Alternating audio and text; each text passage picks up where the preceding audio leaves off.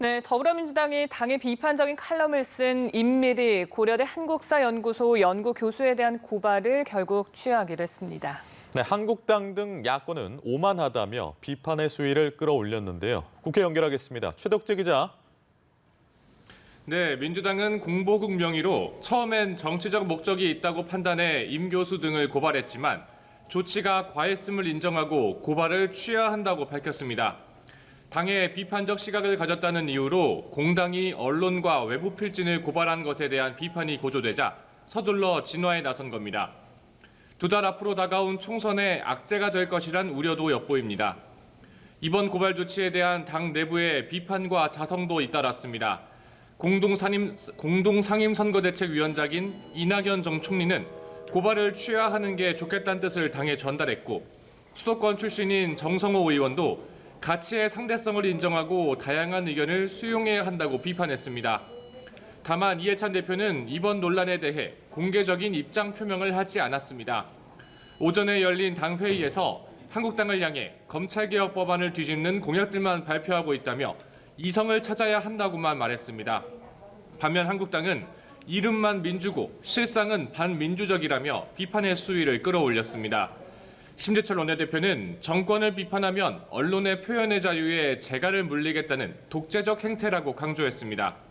한 발 더 나아가 이번 논란을 민주당이 미래한국당 대표 등을 고발한 것과 연관지으면서 이번 이미 선관위가 인정한 사안을 고발한 건 반민주적 행태라고 덧붙였습니다.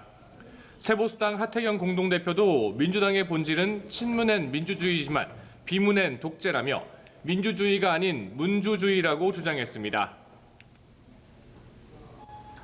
네, 민주당과 한국당 모두 경선 준비에 분주한 모습인데요. 이 밖에 야권 통합 소식도 함께 정리해 주시죠.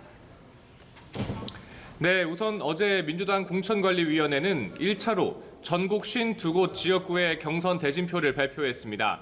현역 의원의 원외 인사가 도전하는 구도가 많이 그려졌는데요.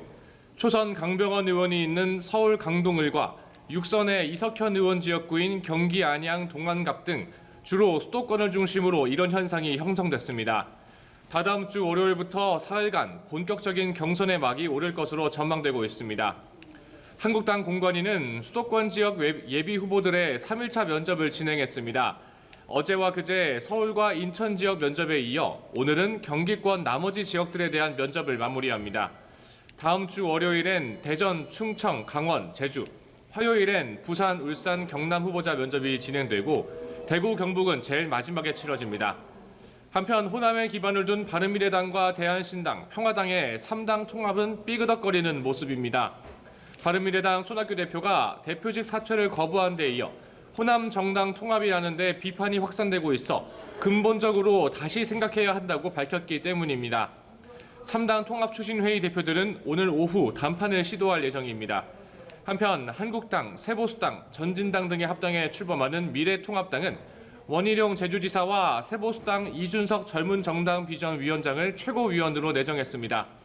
통합신당준비위원회의 박형준 공동위원장은 추가되는 4명 중에 현역은 없을 것으로 보인다고 덧붙였습니다.